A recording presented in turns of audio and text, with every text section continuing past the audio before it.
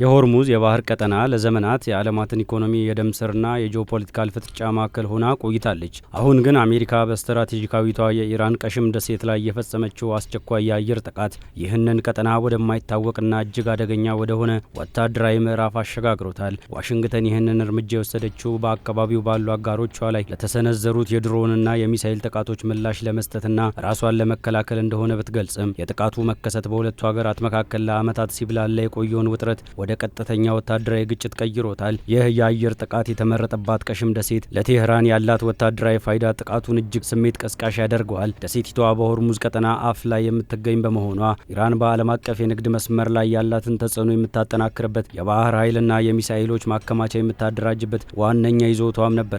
የአሜሪካ መከላከያ ሚኒስቴር እነዚህ ተቋማት ኢላማ ማድረጉ ለቴህራን ወታደራዊ መዋቅር ቀጥተኛና ከባድ መልእክት የሚያስተላልፍ ሲሆን በስትራቴጂካዊ ቀጠና ላይ ያለውን የኃይል ሚዛን ለመቀየር የታለመ እርምጃም ይመስላል። የዚህ ጥቃት መዘዝ ግን በዋሽንግተንና በቴህራን የቃላት ጦርነት ብቻ የሚገታ አይደለም። ጥቃቱ ከተፈጸመ ጊዜ ጀምሮ ሁለቱም ወገኖች ለተቀሰቀሰው አዲስ ወታደራዊ ግጭት እርስ በእርስ እየተወነጃጀሉ ይገኛሉ። ዋሽንግተን ድርጊቱን የአካባቢ ሰላም ለማስከበር የተወሰደ ህጋዊ የመከላከያ እርምጃ አድርጋ ስትስለው፣ ቴህራን በበኩሏ ይህንን በሉዓላዊነቷ ላይ የተፈጸመ ቀጥተኛ ወረራና ለአጠቃላይ ቀጠና የጦርነት በር የሚከፍት ትንኮሳ አድርጋ እየፈረጀችም ነው። ይህ እርስ በእርስ የመወነጃጀል አባዜ ሁኔታውን ወደ ባሰ የኃይል እርምጃ ከመግፋት ባለፈ ለዲፕሎማሲያዊ ንግግሮች የነበረውን ጥቂት ተስፋ ሙሉ በሙሉ ያጨለመም ሆኗል። ይህ አዲስ ወታደራዊ ፍጥጫ ወደፊት በምን መልኩ ሊቀጥል ይችላል የሚለው ጥያቄ አሁንም የዓለም አቀፍ ማህበረሰብ ስጋት ሆኗል። ኢራን በቀጣይ ቀጥተኛ ግብረ መልስ በመስጠት ባለፈ በአካባቢው ባሉ አተኪ ኃይሎች አማካኝነት በአሜሪካ የጦር ሰፈሮች በነዳጅ ጫኝ መርከቦች ላይ ጥቃት በመሰንዘር ምላሽ ልትሰጥ የምትችልበት እድል ሰፊ ነው።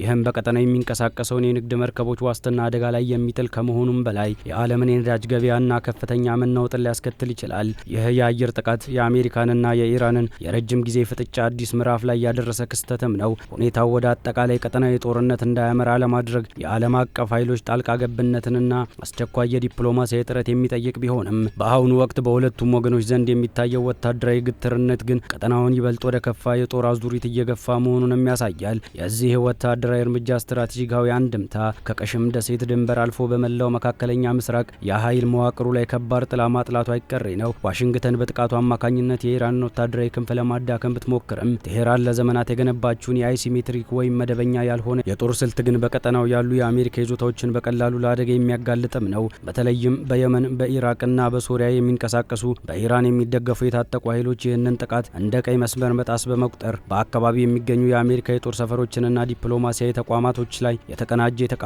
ጥቃት ለመሰንዘር ሰፊ ምክንያት ያገኛሉ። ይህ ደግሞ ግጭቱን ባለ ሁለት ወገን ብቻ ከመሆን አውጥቶ መላውን ቀጠና በአንድ ጊዜ ወደሚባላ የሰደድ እሳት የመቀየር አቅም አለው። ከዚህም በተጨማሪ ክስተቱ በዓለም አቀፍ የኢኮኖሚ መድረክ ላይ የሚፈጥረው ድንጋጤ ቀላል የሚባል አይደለም። የሆርሙዝ ቀጠና በዓለም ላይ ከሚንቀሳቀስ የባህር ላይ የነዳጅ ንግድ ውስጥ ሲሶ ያህል የሚያልፍበት ወሳኝ መስመር በመሆኑ በአካባቢው የሚፈጠር ማንኛውም የደህንነት ስጋት የነዳጅን ዋጋ በቅጽበት ሰማይ እንዲነካ ያደርገዋል። የኢንሹራንስ ኩባንያዎች በቀጠናው ለሚጓጓዙ መርከቦች የሚጠይቁት ክፍያ መናርና የመርከብ ድርጅቶች አማራጭ መንገዶችን ለመፈለግ መገደዳቸው ቀድሞውኑም በዋጋ ግሽበት እየተሰቃየችው ላለችው የዓለም ኢኮኖሚ ተጨማሪ ከባድ ዕዳ ይሆንባታል።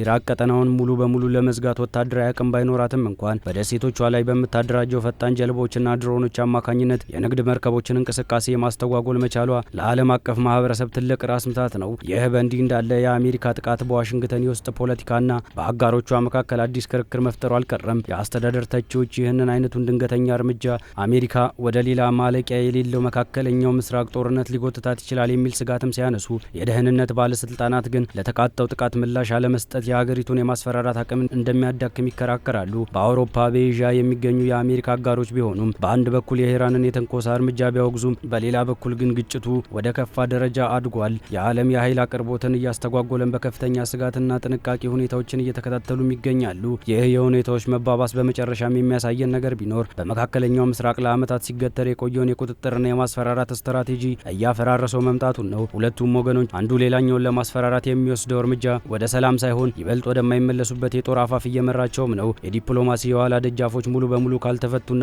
የኃይል ሚዛኑን ለማስተካከል የሚደረገው ግፊት ካልቀነሰ ይህ በቀሽም ደሴት ላይ የተጀመረው ፍጥጫ መላውን ቀጠና ወደ ከፋ የውድመት ምዕራፍ ሊያደርሰው የሚችልበት እድል በየሰዓቱ እየሰፋም ይሄዳል። ዋሽንግተን በቀሽም ደሴት ላይ የወሰደችው እርምጃ የምስራቁ ዓለም በተለይም ቤጂንግና ሞስኮ በቀላሉ የሚመለከቱት አይደለም።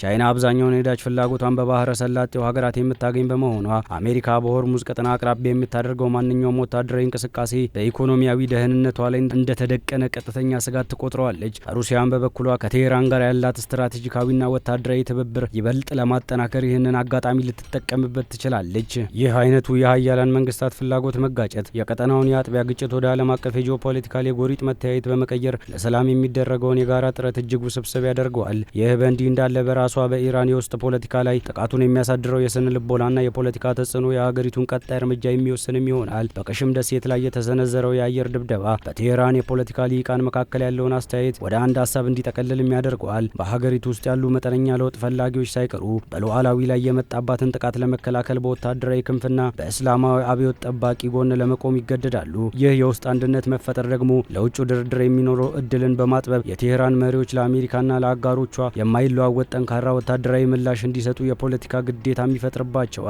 የአካባቢው የባህረ ሰላጤው አረብ ሀገራትም ቢሆኑ በዚህ አዝበሪያ አዙሪት ውስጥ የራሳቸውን ህልውና ለመጠበቅ በከፍተኛ ጥንቃቄ የተሞላበት የዲፕሎማሲያዊ ጨዋታ ውስጥም ገብተዋል። በአንድ በኩል በዋሽንግተን ጋር ያላቸው የደህንነት ጥምረትን ማጠናከር ቢፈልጉም በሌላ በኩል ግን የኢራን የቅርብ ጎረቤት በመሆኗ በጦርነቱ መነሻነት መቅደሙ አይቀሬ መሆኑንም ይረዳሉ።